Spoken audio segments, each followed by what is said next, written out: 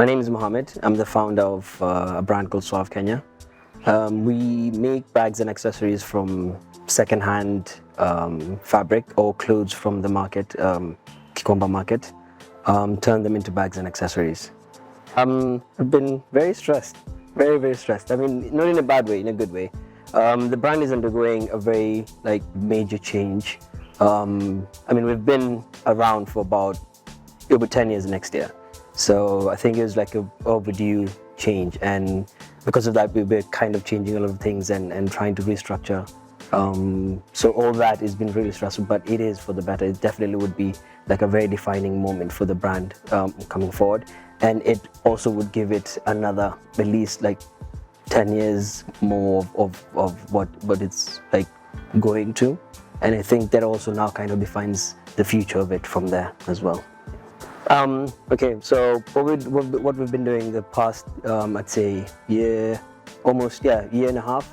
We were selected to join an accelerator program called the Ethical Fashion Initiative, and that kind of has been very influential in terms of they came in and helped us with the things that we maybe were lacking in terms of like the brand management or the direction or those kind of things. And one of the things they also maybe helped us with was a few months in Polymoda University doing bag design, a master's in bag design. So what happened was we went in and then took part in the class, kind of like the introduction to like bag design. And like for me, it being actually me never having going to fashion school, I mean, kind of self-taught in a way, but me treating the business as the brand as a business rather than a fashion thing that I'm doing was very nice. I mean, it really taught me a lot to do with design, how to come up with ideas, basically inspiration and all those things.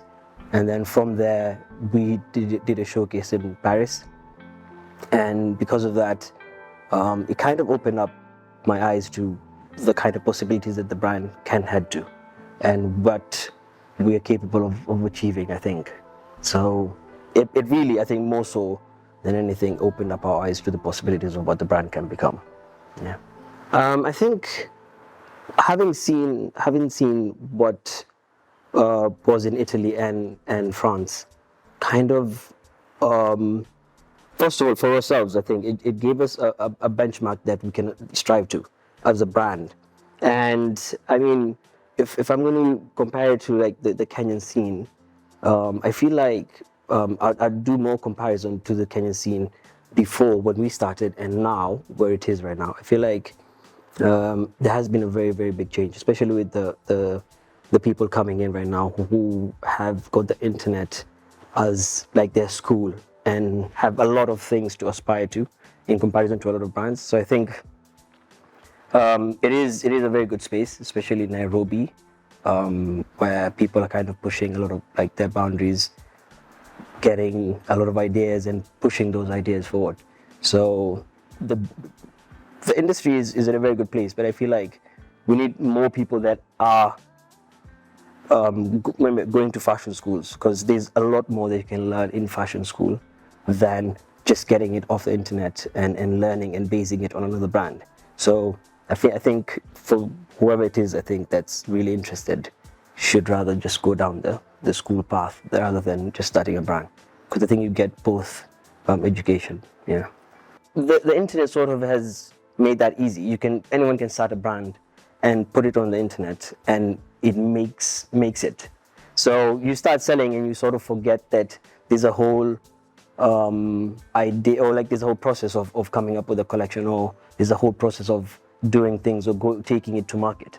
So you sort of, and I think maybe that also is a reflection of what I went through. So I started this as a business. It grew as a business and sort of organically just went with it. And now, having been like in a class for about 3 months, really sort of gave me a lot of perspective. And I mean, I don't think I would want to go back to fashion school, absolutely not. But definitely would advise people to do it. I mean, the amount of like information I've learned, and it really taught me a lot. And the main thing I think that I took from that was don't get all your information from the internet. Go read books more than go to the internet. So if you spend a lot of time, you sort of just get snippets of things rather than actually diving deep into the history and learning how that brand came to be or how that collection came to be. But you only get the snippets or like the end of the collection. So that's really good. I think that the reading something rather than getting it off the internet. Yeah. I think the basis, the ethos of Suave as a brand has always been recycled, upcycled material, and more so clothes or dead stock from either the Gikomba Market or the factories, EPZ factories in Kenya. So I think it still is going to be the ethos of the brand, and as much as the last maybe collection hasn't reflected a lot of that, we've kind of changed the material composition or like the bag designs a little bit. We still are going to be very strong on the upcycling bit of the brand, which is the main ethos, but we're going to be exploring way more with different other materials in the future. Definitely, whatever it is that we're going to be able to find in the market. I think the brand is going to be focused on mainly on what we are able to find in the market rather than what we feel like is good for the brand. So if we go there and we find a whole bale of new things, say leather jackets, that's what we're going to be using. Or if we find fabric from the factories, if it's denim or if it's just cotton or polyester, that would now influence what we're going to do maybe in the next collection. Yeah. So the future that I see for Suave is being a brand that is is a global brand, and by that I mean a clearly Kenyan brand that is consumed by everyone worldwide.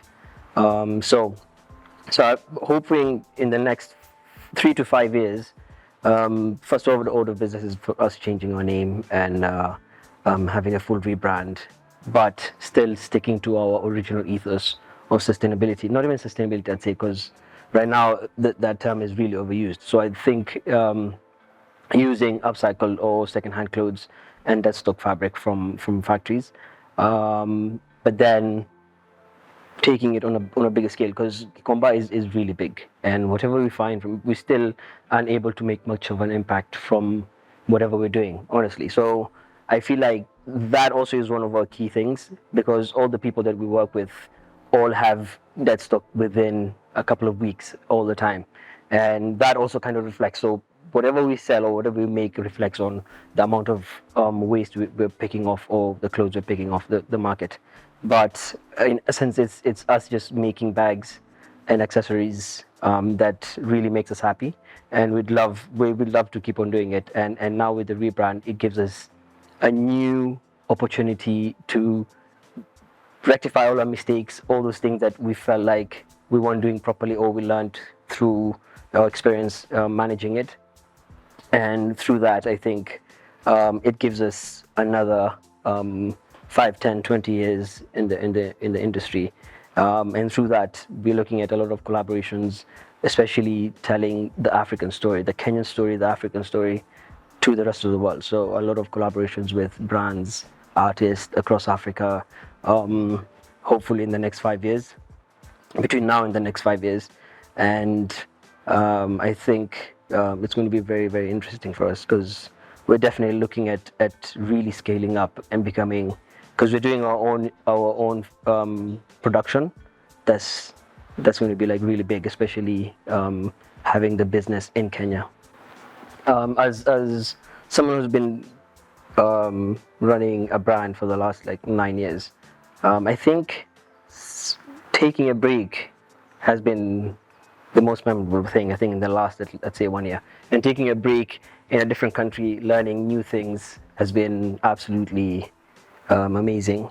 And it's given me a lot of excitement for the future, and like the zeal to actually run this brand now and at least for the next 3 to 5 years. Because I think there's a lot of things that people really don't consider when you're running a brand, and I think at a certain point you end up having some sort of entrepreneurship burnout, but you really don't know it because you're just chasing your normal day-to-day activities. And I think that whole sitting back with COVID and everything, and taking a break and actually going and sitting in class and having experiences with people, that has really shaped a lot of things, especially coming out of COVID and then going out and then meeting people and then having Paris Fashion Week as well. So that's been a great experience and an eye-opener as it is, and I think it's given me the zeal for doing the brand and like continuing with it for the next at least 5 years, because at some point I think I really started getting bored with like life, kind of. Yeah. Not to sound melancholy, because I think for me some of the dream jobs or collaboration that I'm really like keen on, first of all, is I think I'd like to classify them in a couple of, like, just working with different artists locally and international. And I think I'd say maybe if I start with brands, there's a couple of brands maybe in Ghana. There's, I think, Free the Youth. There's like a diaspora brand, I think Daily Paper, of course.